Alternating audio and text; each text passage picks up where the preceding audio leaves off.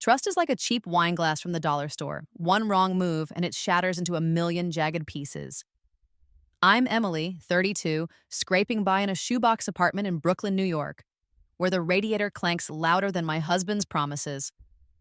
5 years ago, I married Michael, thinking we'd build a life together, brick by brick, maybe even a house with a yard someday. I'm a number cruncher, a CPA who stares at spreadsheets until my eyes burn, all to save for that dream. Michael, 35, manages construction projects, or so he says, and controls our joint account like it's his personal piggy bank. Our life looked like a postcard: weekend strolls in Prospect Park, overpriced Starbucks lattes, and petty arguments over whose turn it was to take out the trash. I thought we were solid. God, was I wrong. Our apartment smells like burnt toast and regret, with walls so thin I can hear the neighbor's dog snoring. Every night I'd come home from the office, heels clicking on the scuffed hardwood, and cook dinner while Michael scrolled through his phone, muttering about work. "Big project, babe," he'd say, barely looking up. I believed him, like an idiot. I'd pack him lunch, iron his shirts, even surprise him with chicken noodle soup at his office when he claimed he was swamped. Swamped? My ass. Looking back, I should have seen the signs: his late nights, his team-building excuses, the way he'd angle his phone away when I walked by. But love makes you blind, doesn't it? Or maybe just stupid. We'd been saving for 3 years, penny by penny, for a down payment on a house. Not some McMansion, just a place with a patch of grass and a mailbox with our names on it. I'd stay up late, balancing our budget, cutting corners. Bye-bye fancy dinners. Hello ramen nights. Michael promised we'd get there together. "You and me, Em, we're a team," he'd say, back when his smile didn't feel like a lie. I'd cling to those words, replaying them in my head as I fell asleep to the hum of Brooklyn traffic outside our window.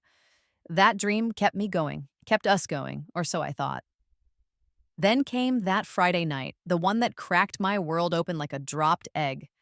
I was sprawled on our lumpy couch, wine in one hand, phone in the other, scrolling through Instagram to numb the exhaustion of another 60-hour work week. Michael was working late again, probably hammering nails or kissing up to his boss, I figured. I tapped through stories, half asleep, until I hit his close friends list. My heart stopped. There he was, my Michael, grinning like a damn movie star in the vest I bought for our anniversary, arm around some blonde in a glittery dress. The setting wasn't a dusty construction site. It was a swanky rooftop party, all fairy lights, red roses, and a 3-tiered birthday cake glowing with candles. The caption, from some chick named Jessica, his coworker, read, "Thank you to my special someone for making tonight a fairy tale." Fairy tale? What is this, freaking Disney? I stared at the screen, wine forgotten, my pulse hammering in my ears. "Team building," he said. "Team building doesn't involve champagne flutes and heart eyes emojis, you lying bastard." My thumb hovered over the app, itching to call him, to scream, but I froze. Instead, I opened our banking app, hands shaking like I'd downed 10 espressos. My stomach dropped. Our savings.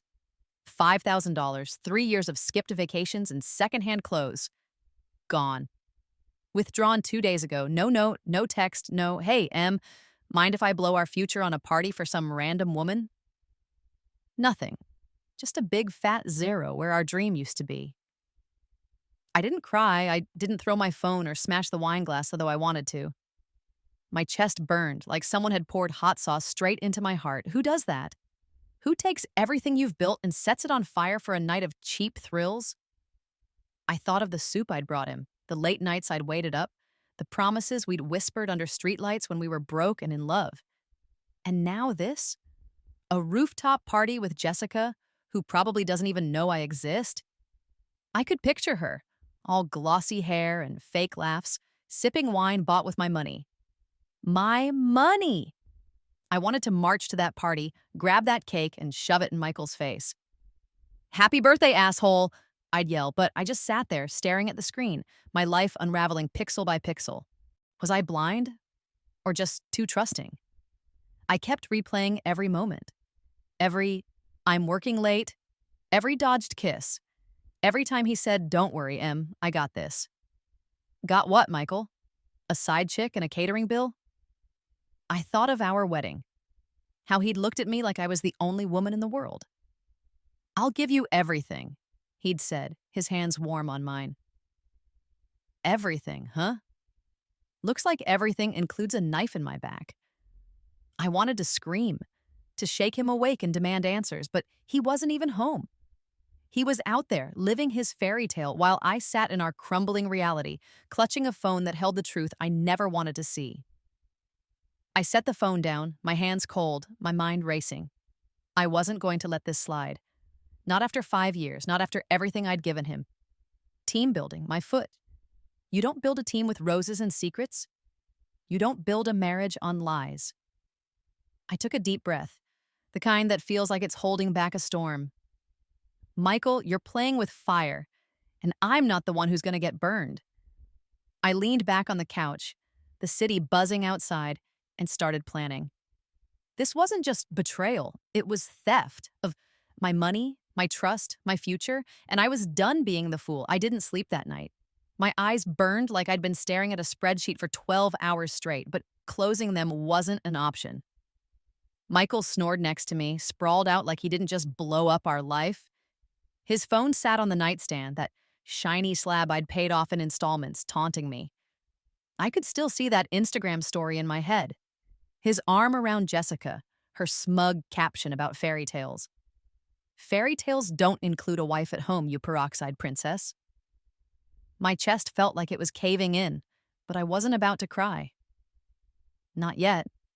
I needed answers, and I wasn't waiting for him to spoon-feed me lies. I slipped out of bed, barefoot on the cold floor, and grabbed his phone. My hands shook as I punched in his passcode. Our anniversary, how ironic. The screen lit up, and I opened WhatsApp, my heart thumping so loud I swore it'd wake the neighbors. There it was, a whole thread with Jessica stretching back months. I scrolled, each message like a punch to the gut. "You're my light, Jess," he wrote. Your light? What am I, a burned-out bulb? There were plans for her birthday, reservations at some rooftop bar, orders for that 3-tiered cake, even a florist's number for the roses. One message made my blood run cold. "Don't worry, babe. I got it covered. She doesn't suspect a thing." She, me.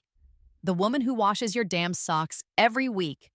I kept scrolling, my thumb moving faster than my brain could process. 6 months. This had been going on for half a year. I remembered him working late last spring, claiming he had to fly to Chicago for a client. Chicago, my ass. I'd found a hotel receipt in his jacket. Some swanky place in Manhattan, $400 a night. He'd laughed it off, said it was a mix-up, and I bought it like a sucker. Now it made sense. I clicked on a photo they'd sent each other, a selfie in an elevator. Jessica's arms were around his neck, her lips puckered like she just won the lottery. Michael was grinning, the same grin he used to flash at me when we were broke and splitting a $5 pizza.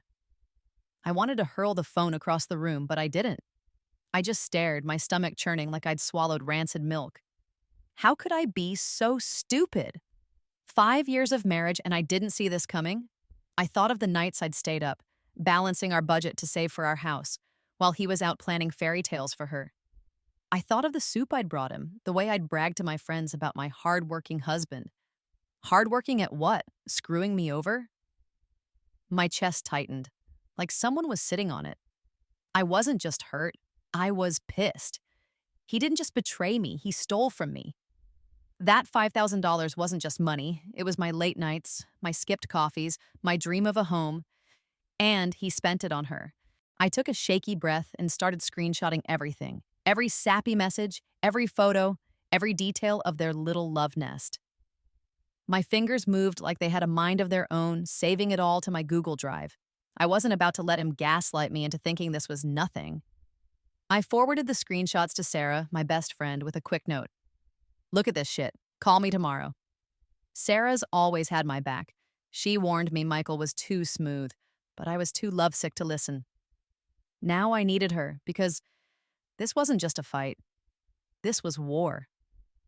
I set the phone down and grabbed my laptop, the one I use for work, and opened a blank document. My hands were still trembling, but I started typing, pouring it all out. He's been lying for 6 months, I wrote. He took our savings. He's cheating with some bimbo named Jessica. I cursed under my breath, words I'd never say out loud, but it felt good to let them spill onto the screen. I needed to get it out, to make it real, because part of me still couldn't believe it. How do you go from, I love you, to this? How do you look your wife in the eye while planning a party for another woman? I thought back to the early days when we'd stay up late in our old apartment, eating takeout on the floor, dreaming about the future. He'd hold my hand and say, "We're gonna have it all, Em." All what, Michael? A mortgage and a mistress? I remembered our first anniversary when we couldn't afford a fancy dinner, so we danced in the kitchen to some cheesy pop song. He'd spun me around laughing, and I felt like the luckiest woman alive.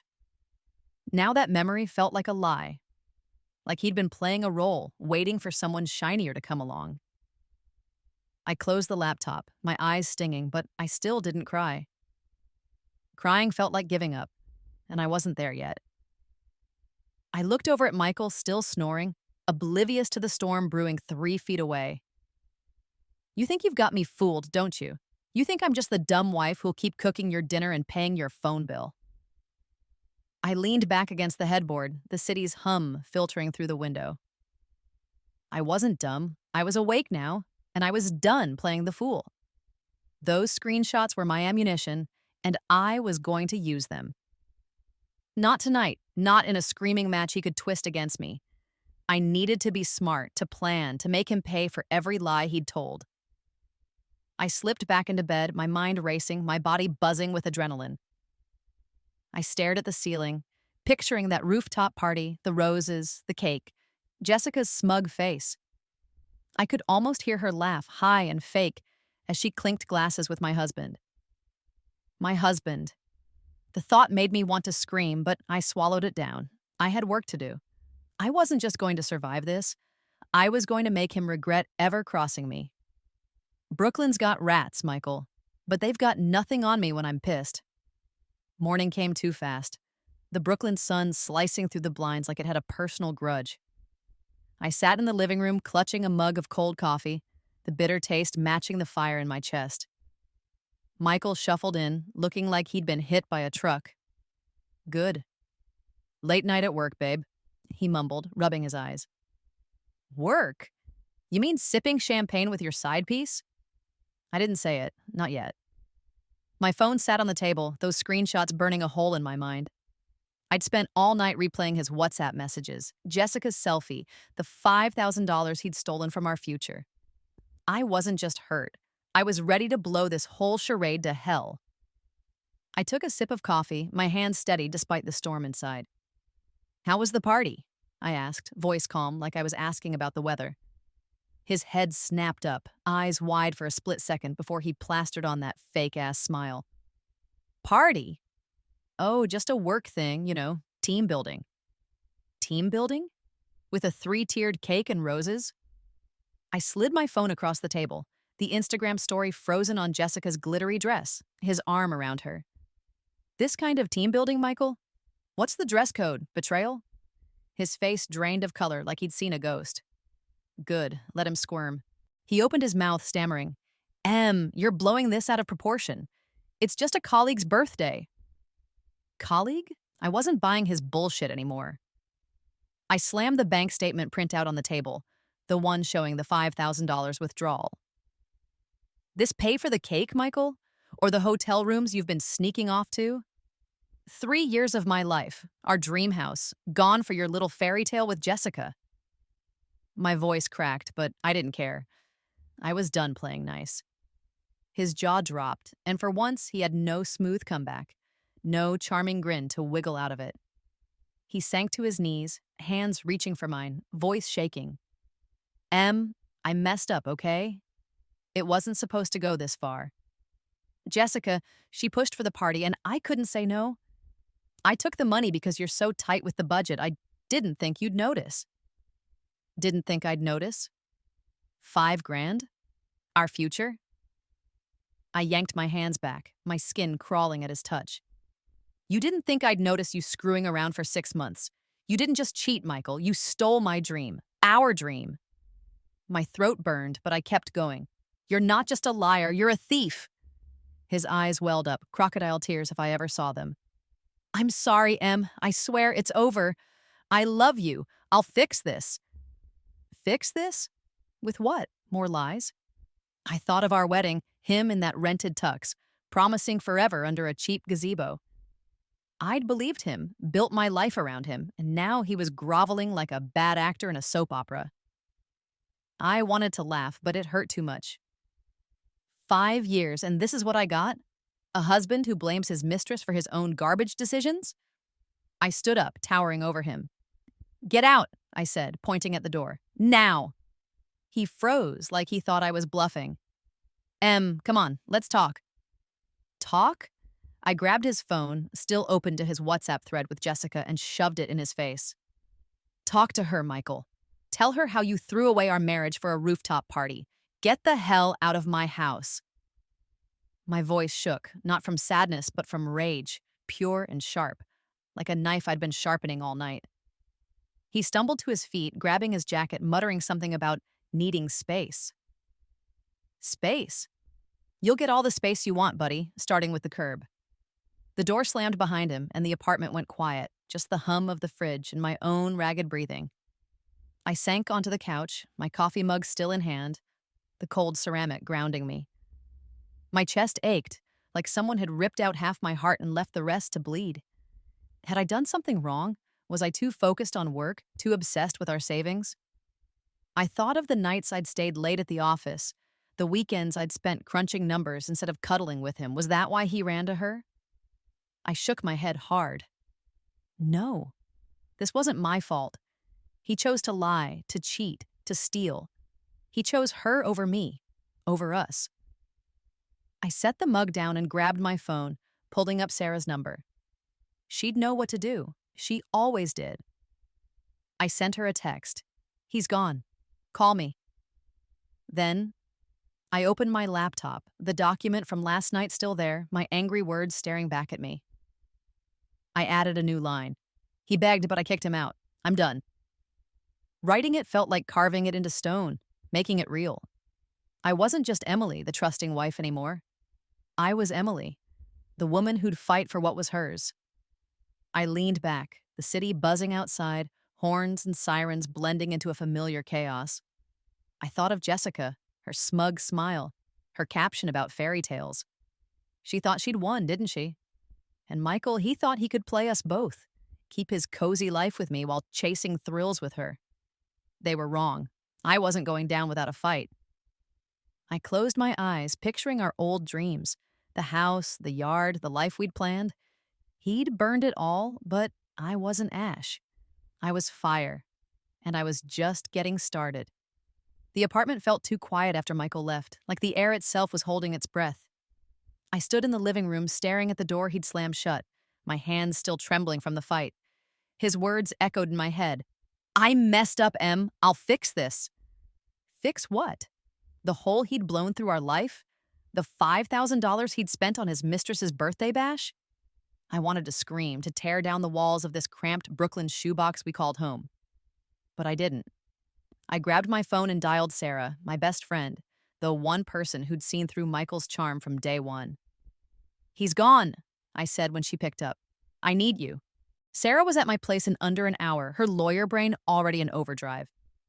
She sat me down on the couch, poured us both a glass of cheap red wine, and got straight to business. New York's a no-fault state, but him taking that $5,000 without your consent? That's a violation of marital property laws. We can nail him. She smirked, flipping through the screenshots I'd sent her. Michael's sappy text to Jessica, the bank statements, that damn Instagram story. This is a goldmine, Em. The court's gonna eat him alive. I nodded, sipping my wine, feeling a flicker of something like hope. Good, I said. Let's make him choke on his fairy tale. I handed Sarah everything. The WhatsApp thread, the hotel receipt from his fake Chicago trip, even the florist's number he'd saved for Jessica's roses. She laughed, sharp and wicked. Oh, honey, he's done. The judge will hand him a one-way ticket back to his mom's basement. For the first time since I'd seen that Instagram story, I smiled. Not a big one, just a tight, determined curve of my lips. Michael thought he could screw me over and walk away? Not a chance. I was filing for divorce and suing for the $5,000. Every cent of my blood, sweat, and ramen nights. After Sarah left, I got to work. I grabbed a cardboard box and started packing his stuff. His stained Yankees cap, his overpriced cologne, those shiny loafers he wore to team building nights. Out they went, tossed in like the trash they were. I dragged the box to the hallway, my arms burning but my heart steady. Every item I packed felt like peeling off a layer of his lies. I changed the locks, splurging on a heavy-duty deadbolt, the kind that says, "Don't even try." The locksmith, a gruff guy with a thick Brooklyn accent, raised an eyebrow but didn't ask questions. "You good, lady?" he said. I nodded. Better than ever. That night, I lay in bed, the city's hum filtering through the window, taxis honking, a distant siren, life going on. Without Michael's snoring, the silence felt heavy, like a weight on my chest. I stared at the ceiling, picturing our old dreams. The house with the creaky porch, the backyard where we'd grill burgers on Sundays. Had it all been a lie? I thought of the early days when we'd stay up late, laughing over takeout, planning our future. "You're my home, Em," he'd said. Home? More like a trap I'd walked into blind. I rolled over, my eyes stinging, but I didn't cry. Crying was for the old me, the one who trusted him. The new me had shit to do. The next morning, I texted Michael one last time. "Get ready for court, buddy. Don't think I'm letting this slide." Short, sweet, and sharp enough to cut. Then I blocked his number. No more excuses. No more sob stories. I started small, rebuilding my life one step at a time. I signed up for a yoga class, the kind where you sweat and curse under your breath but feel alive after. I met Sarah for wine nights, spilling my guts over Merlot and mozzarella sticks. "You're a badass," she'd say, clinking her glass against mine. "He didn't break you." Damn right he didn't. I kept writing in my journal, the one I'd started the night I found his messages. "Day one without him," I wrote. "It hurts, but I'm not dead." Each entry felt like a brick, building something new, something mine. I'd sit at the kitchen table, the radiator clanking, and scribble until my hand cramped. I wrote about the betrayal, the rage, the way I'd screamed at him to get out. But I also wrote about the future, maybe a new apartment, maybe a trip to Paris just for me. The words grounded me, kept me from drowning in the what-ifs. What if I'd noticed sooner? What if I'd been enough? I shook my head, pen pausing. I was enough. He was the one who wasn't. Living alone was hard at first. The apartment felt too big, too empty, like it was mocking me. I'd hear a creak and half expect Michael to walk in, muttering about work. But he didn't, and slowly, I got used to it. I bought a new coffee mug, bright red, just because I liked it. I blasted music while cooking dinner, dancing like an idiot to old pop songs. One night, I caught my reflection in the window, messy bun, wine glass in hand, a real smile. "You got this," I whispered to myself. And I did. I thought of Jessica sometimes, her smug face, her glittery dress. Did she know about me? Did she care? I pictured her laughing at that rooftop party, thinking she'd won. Let her have her moment. I was winning now, not with roses or cakes, but with something better, my life back. Michael could keep his lies, his mistress, his empty promises. I was done carrying his baggage. I leaned back on the couch, the city alive outside, and took a deep breath. This wasn't the end. It was the start, and I was ready to fight for it. Months later, I stood in the family court of New York, the air thick with tension and cheap cologne. Sarah was beside me, her briefcase stuffed with every damning piece of evidence we'd collected. Michael's sappy text to Jessica, the bank statements showing his $5,000 betrayal. That rooftop party Instagram story I'd never unsee. The courtroom was stark, all polished wood and flickering fluorescence, but I felt steady, like Brooklyn's concrete was holding me up. Michael sat across the room, his tie crooked, his face a mix of guilt and defiance. He looked smaller somehow, like the man who'd promised me forever had shrunk into a cheap knockoff. Sarah didn't hold back. She laid it all out for the judge, her voice sharp as a blade. My client's husband not only committed adultery but misappropriated $5,000 of their joint savings for his affair. Here's the proof. She slapped down the screenshots, the receipts, the bank records, each one a nail in Michael's coffin. I watched his lawyer squirm, flipping through papers like he could magic away the truth.